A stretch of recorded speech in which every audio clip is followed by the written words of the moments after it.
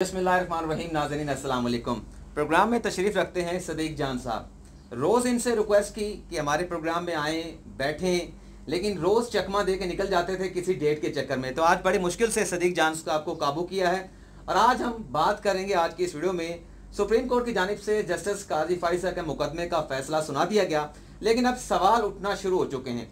एक तो ये सवाल उठ रहा है कि जब ये मामला सुप्रीम कोर्ट की जानिब से FBI को भिजवाया गया है, क्या FBI दोनों जानिब के फरीकैन को देखते हुए, मतलब एक तरफ तो अहलिया जस्टिस काजी फाइज़ हैं, दूसरी तरफ हुकूमत खड़ी है, क्या FBI इस सारे मामले की तहकीकात गैर जानिबदाराना अंदाज से कर सकता है, ऐसी तहकीकात जिस पर आगे चल के कोई सवाल ना उठा सके। और इसके साथ साथ एक और भी इशू है जिस पर सदीक जान साहब को मैं इन्वाइट करूंगा, वो ये है कि सुप्रीम कोर्ट के फैसले के बाद हर बंदा क्रेडिट लेने की कोशिश कर रहा है, लेकिन अदालत उज़्मा को, जिसके हवाले से बहुत ज़्यादा बुरे अल्फाज भी इस्तेमाल किए गए, लेकिन अदालत को इस जजमेंट पर जो FBI को मामला भिजवाया गया, अदालत को कोई क्रेडिट नहीं दिया जा रहा। तो सदीक जान साहब, पहले तो ये बताएं कि डेट शीट वाली बात मैंने बिल्कुल दुरुस्त कही है, और फिर आपने अदालत को क्रेडिट मिलना चाहिए कि नहीं मिलना चाहिए? आपने असल में कोशिश की है कि मैंने, क्योंकि 2-3 बार आपसे वादा खिलाफी की, मैंने कहा ठीक है वीडियो करते नहीं की, तो मुझे पता है कि जो आपने साजिश की है, आप चाहते हैं कि ये वीडियो मेरी बेगम देखेंगी और उसके बाद मेरे लिए वहाँ पर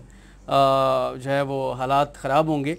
तो मेरा ख्याल है कि आपकी ये साजिश कामयाब नहीं होगी। उसकी रीज़न ये है कि मेरी बेगम को मुझ पर पूरा एतमाद है, तो उनको मुझ पर पूरा यकीन है इंशाल्लाह, और उन्हें पता है तमाम चीज़ों का।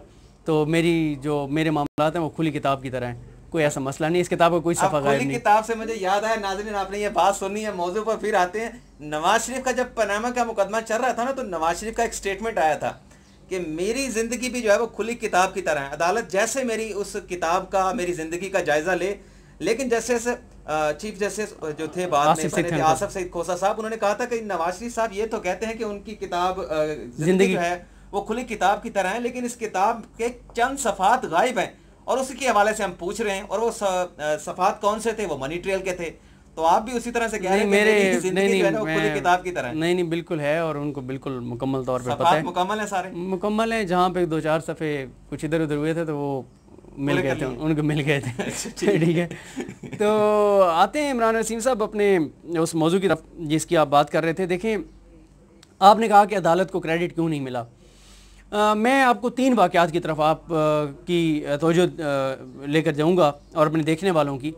और क्योंकि हम लोग जो सुप्रीम कोर्ट को कवर करते हैं ना, हमें क्योंकि यहाँ पे पता है कि क्या मैकेनिज़्म होता है, कैसे सारी रिपोर्टिंग होती है, कैसे अंदर से जो है वो अंदर जो रिपोर्टर बैठता है वो टिकर बनाकर भेजता है, बाहर आते हैं, बाहर टाइप होते हैं, टिकर वो लिख के भेजते हैं, और बाहर टाइप होते हैं और टाइप करके और डेस्क पे जाते हैं, डेस्क से वो हेड ऑफिस जाते हैं। ये पूरा एक सिलसिला होता है। आप कह रहे हैं खबर पहुंच जाती है मीडिया तक, लेकिन वो जो माहौल होता है ना, वो शायद अवाम तक, लोगों को तक, देखने वालों तक नहीं पहुंच पाता। नहीं, मैं हाँ, ये बात भी आप कह रहे हैं। मैं एक और चीज़ आपको बताना चाहता हूँ। देखें, 20 अप्रैल को क्या हुआ था, मैं 3 वाक़यात की तरफ आपकी तवज्जो दिलाऊंगा।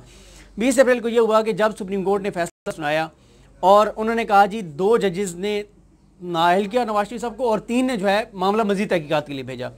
लोगों ने सिर्फ ये बात सुनी, अगला फैसला किसी ने नहीं सुना था अभी, कि आगे जो उन्होंने कहा कि JIT बनेगी, उसका ये होगा, ये होगा, ये होगा, ये होगा, वो सारी चीज़ें पहली चीज़ सुन के मिठाइयों के डब्बे भी खुल गए, मिठाइयाँ खा ली गई, जश्न हो गए, फतह आगे पीछे, और सारा वो माहौल बना दिया गया। मतलब ये माहौल बना के 3-2 से फैसला नवाज शरीफ के हक में आ गया। अच्छा, उसके बाद क्या हुआ? उसके बाद आप याद करें आसिफ अली जरदारी साहब के केस का फैसला साकिब निसार साहब ने जब दिया था, उस वक्त ना उस फैसले में सिर्फ उस फैसले के अनाउंस करने से पहले एक रिमार्क्स ऐसे थे कि साकिब निसार साहब ने ये कहा था कि आपने बिलावल का नाम जो है वो क्यों इसमें डाला है। इल्ज़ाम ये लगता है, उनका सवाल था कि इल्ज़ाम ये लगता है कि क्योंकि ये अपनी वालदा का मिशन आगे बढ़ा रहा है तो आपने किसी के कहने पे इसका नाम डाल दिया है। ये बात साकिब निसार साहब ने कहा कि उसके बाद जो फैसले ने किया था वो इंतहाई ख़तरनाक फैसला था, लेकिन लोगों को जो मीडिया पे हाईलाइट हुआ वो यही चीज़ हाईलाइट हुई कि बिलावल का नाम आपने क्यों डाला है, बिलावल का नाम निकालें, नैब को हम ये मामला भेज रहे हैं, नैब दोबारा तहकीकात करेगा और नैब इसका जायज़ा लेगा। लोगों ने सिर्फ उस एक चीज़ को देखा और गालम गलोच शुरू कर दी साकिब निसार साहब को, फैसल अरब साहब को और एजाज अल हसन साहब को, और बाकी फैसला नहीं देखा था। अब जब बाकी फैसला देखा, हम लोग तो उस केस को पहले दिन से कवर कर रहे थे, जिस दिन आपको पता ही हम कोर्ट रूम में थे जब अचानक यास को नोटिस हुआ था, जब अचानक प्रोसीडिंग के दौरान ही साकिब निसार साहब ने कहा था कि DG FIA को बुलाएं, और फिर उन्होंने 100 मोटर लिया और उन्होंने वो पूरा ऑर्डर लिखवाया। तो बात ये होती है, ये तीसरा भी यही हुआ है। जब पहला, आपको भी पता है, सब लोग भागे, रिपोर्टर हमारे दोस्त भागे, बल्कि हमारे वो दोस्त ये बाबर अब्बासी साहब तो गिरने भी लगे थे, अल्लाह ताला ने उनको बचाया खबर जल्दी ब्रेक करने के चक्कर में। तो बात ये है कि जब ये खबर चली ना, रेफरेंस कलदम, तलत हुसैन साहब जैसे जर्नलिस्ट जो हैं उन्होंने वो तैयार बैठे थे, माइक लगा के बैठे थे, उन्होंने यूं बटन दबाया, उन्होंने कहा जी तारीख रकम हो गई है, ये हो गया है, इमरान खान को ये हो गया, सदर गया, फलानी, सारा उन्होंने एक भाषण दे दिया। पहले घंटे में अदलिया आजाद थी, चंद घंटे गुजरने के बाद उसी अदलिया पे हमले उन्होंने किए। और अपनी पहली वीडियो में उन्होंने यही कहा कि आप देखिएगा, इमरान खान के हामी, फलाने ढींगने घुम्मन चम्मन टम्मन, वो सारे अब अदलिया पे तनकीद करेंगे, अदलिया पे हमले करेंगे, ये वो, और खुद वो अदलिया पे हमले करते रहे अगली वीडियोस में। अब इमरान वसीम साहब करेक्ट, हाँ, देखें बात यह है कि पहली चीज़ हाईलाइट हुई, प्रोफेसर एहसन इकबाल साहब ने भी ट्वीट मार दी, ख्वाजा आसिफ साहब शर्म हया वाले जो मशहूर हैं उन्होंने भी कर दिया। बाद में मोहम्मद मालिक साहब के शो में कुछ और मौक़िफ़ अपनाया उन्होंने, ख्वाजा आसिफ साहब ने, इसाक डार साहब उन्होंने भी पहले ट्वीट और कर दी, बाद में उन्होंने भी, मतलब सब ने मौका बदला, जब काम होगा, क्योंकि काम शैतान का, इसलिए तो कहते हैं। देखें पहला टिकर तो आ गया कलदम, आगे किसी ने सुना ही नहीं, और फिर वो आपने बताने कि वो डब्बे खोलने का ऑर्डर किसने दिया था। हाँ, वो आपने सवाल किया था, वो आते हैं, मैं अपनी बात मुकम्मल कर लूं, वो आपने बताने बड़े इंपॉर्टेंट है, क्योंकि बहुत लोगों को तलाश है कि किसने खोले थे। हाँ, वो डब्बे किसने खोले थे, किसने थी। अब बात यह है, अगली जो चीज़ है जो सुप्रीम कोर्ट ने की, वो इतनी डेंजरस है कि उस पर अब आप देख लें, कामरान मुर्तज़ा साहब के बयान देख लें, उस पर आप उनके, बल्कि मैं आपकी वीडियो का फ़ायदा उठाते हुए जल्दी ये मेरे पास है, मैंने वो पॉइंट्स जो हैं वो लिखे हुए हैं, मैं जल्दी बता देता हूँ। उसके बाद कल आप हामिद खान साहब का देख लें, अजमल जामी साहब और मुजीबुर रहमान शामी साहब के साथ, आप कामरान मुर्तज़ा साहब को सुन लें। ये मैंने तलाश कर लिया, डब्बे खोलने का मैं नहीं, डब्बे खोलने के बाद में मैं आपको बता देता हूँ। ये 21 पॉइंट हैं जो मैंने बनाए कि फैसला पढ़ने और समझने के बाद काजी फाइज साहब के जो वकला हैं उनकी कह रहे हैं गो के उनको समझ आ गई थी, वो आपने बताना है कि ये क्या हिकमत अमली थी। गो कि मेरी जो इन्फॉर्मेशन है मैं बता चुका हूँ कि उन्होंने कहा इससे पहले कि हुकूमत अपनी फतह का ऐलान करे, आप ढोल बजाना शुरू कर दो और डब्बे खोल दो। 21 पॉइंट हैं, पढ़ने के बाद ये 21 पॉइंट हैं। केस का मंतकी इंजाम नहीं हुआ, मामला मजीद उलझ गया है, जश्न मनाने की कोई बात नहीं, सब मिल बैठ कर दोबारा गौर व फिक्र करें। हुकूमत अगर खुश हो रही है तो बजा तौर पर खुश हो रही है, उनका खुश होना बनता है। सुप्रीम कोर्ट के हुक्म के बाद FBI पर 5 साल से पीछे जाकर मामलात की छानबीन की कदम भी खत्म हो चुकी, फैसला ज़्यादा डैमेजिंग है, यौम तशक्कुर ना मनाया जाए, फैसले पर नज़रसानी अपील दायर की जाए।